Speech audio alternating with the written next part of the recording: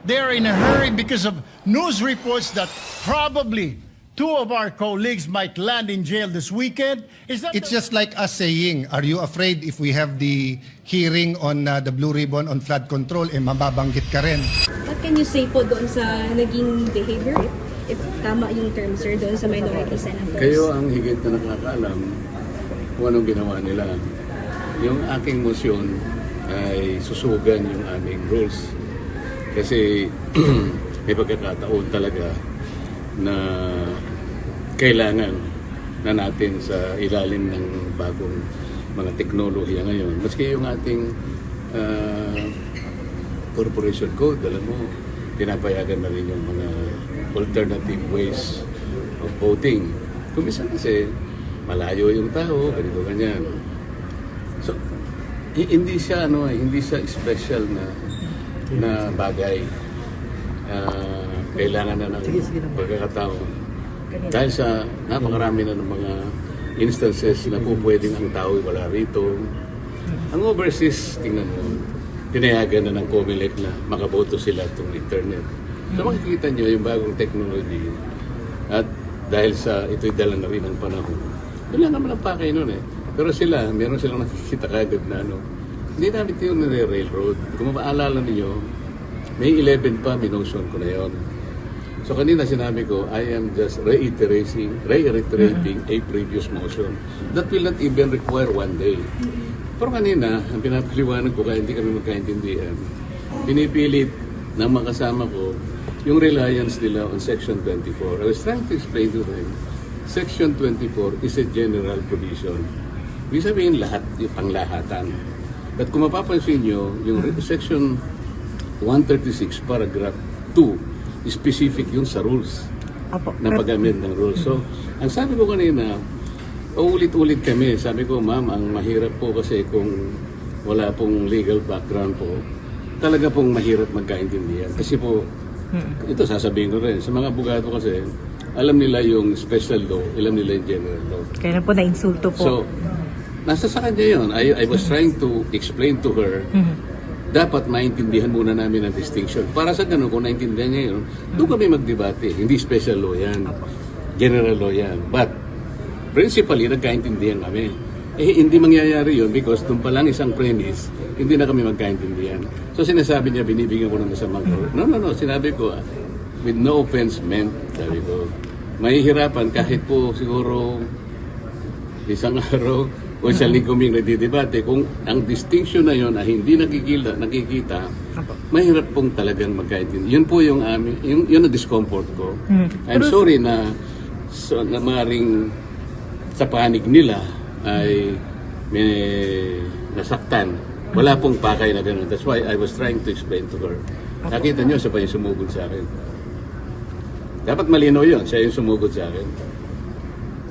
Pero sir, pagka nga po ba naamyendahan ang rules ay mag-a-apply po yun? Halimbawa kay Senator De La Rosa, pwede pong magamit. Halimbawa may makulong pong senator. Bago po yun kasi, hindi nga namin pagbubutuan lang muna sana namin para ma-take up namin. Opo. So, nag-propose si Senate President na magbutuhan para ma-take up lang. Para sa gano'n, kung kailangan ko pang tumayo para i-depensa yung motion, hindi nga po napunta na ron eh. Bigla na silang nag-walk out. So, wala kaming pag-uusapan talaga. Tingnan po niyo yung nangyari. Kinwestiyon nila yung motion, pero bago nila ginawa yun, nag-walk out sila. Sino po yung bad faith? Sana po kung halimbawa, bigla na lang sa iba't ibang kadahilanan, umunti kami, lumipis kami, napansin ng tao na parang, bakit ko? Then, you can question decorum. Pero walang yun, walang intention na masama. Pero, nakita nyo naman, sila na, ligayo, tayo, wow. Tapos sa kanya po questionin ng quorum. That's bad faith. Pero sir, parang minamadali daw po ninyo yung pagtakil doon sa motion dahil nga daw po may mga ilang senador sa majority yung kakasuhan. Possibly makukulong. Din po. Yun ang kanya sinisip. Yun ang iniisip niya. Pero kaya ba ayaw niya ring madaliin namin? Dahil gusto niyang may makulong. Ganun ba? Because that argument can cut both ways. O, parang tuwa ba siya na mayroong makulong sa amin na hindi namin magamit yun? Kung talaga nagmamalasakit ka at we are colleagues here in one institution, dapat hindi siya magsasabi ng gano'n. Di ba? Pero ganun po bang intention, sir? Para po sa possible na makulong or wala dito? Ang sinasabi So, ko, yun bang kanina intention, pa, sir? hindi dahil lamang doon. Ang sinasabi ko, maski ang COMELEC, pinayagan na nga na bumoto. Ito ay makabagong panahon na natin. Let us take advantage of modern technology. Communication, information technology. Pwede naman eh. Para sa ganun, lahat makapag-participate. You know that Congress is a deliberative body. It's a parliamentary institution. So lahat dapat magampanan ang tungkulin. Bakit mo i-deny sa kanya yun? Sabi naman namin doon, under justifiable conditions or situations. So, paliliwanag na, hindi pa nga kami makapag-debate. Abay, talagang kikil na sila. So, na. pwedeng lumabas po sana yun sa debate, sir? Sana nga, ganun lang. Kung hindi naman sila magbibigay ng pagkakataon na pag-usapan namin, ako, kamumusyon ko pa lang, talagang akala mo yun. Parang meron silang piniprevent na may. Sila pala yung, ang iisipan pala nila, ganun eh. Kami wala kaming iniisip na ganun. Pero sir, kung sakali, justifiable reason po ba para sa virtual attendance sa session yung Tsaka na natin nagtatago pag-usapan si kung mag-a-apply Senator? nga doon sa debate namin. Pag-uusapan pa namin yung motion eh. Pero sir, originally po ba nakaschedule na pag-usapan po yan today? Ma'am, alam mo yun, May 11 pa kung natatanda yun. Yung mga marami sa inyo nandun. May 11 sa nangyari. Isip-isipin mo, May 11 yun ha. Yung minority, sapagkat nakuha namin ng majority, nandun sila lahat sa lounge namin. So ako naman, kinukumusta ko naman sila. Saan nagpunta itong mga kasama ko? Din nakita ko. Nagbiro pa nga ako eh. Mga bossing, mukha kayong malagihay lahat. Ba't ang pupula ng... Alam niya na ibig sabihin. May kausap ko lang.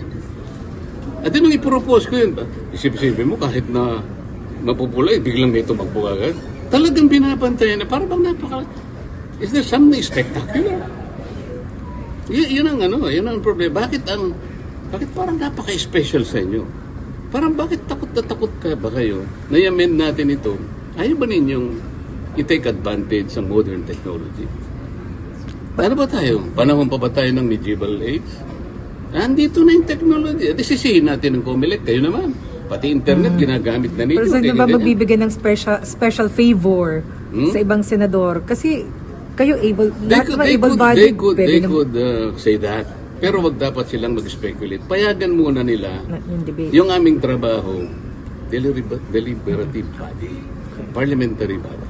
Ang problema, kayo alam niyo, merong isa dyan, tatayo. Pag in-interpolate mo, tatakbo. Ngingiti ka, kilala mo, di And ba? you're referring to... Ikaw na, kilala mo sila. Tatayo siya. Pag gusto mo siyang interpolate, tatakbo siya dun sa lounge, o kaya aakyat siya, at ang karaniwang ginagawa, pupunta siya sa inyo. Interview rito, interview doon. Hindi po ganun ang Congress. Hindi po ganun ang Senate. Either nakidebate ka, kung ayaw mo makipagdebate, you have no right to become a senator of this republic. Kung mag-walkout ka lang, kayo po.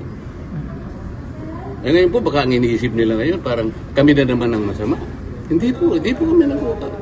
You just imagine this. Hindi ba kami mga mature na tao na pag-usapan namin ito? Inoto po kami para pagdebatihin ang lahat ng bagay. Bakit ka mag-walkout? Bakit ka mag-walkout? Yung mandato bang pinigay sa iyo ng bayan, hindi importante sa'yo.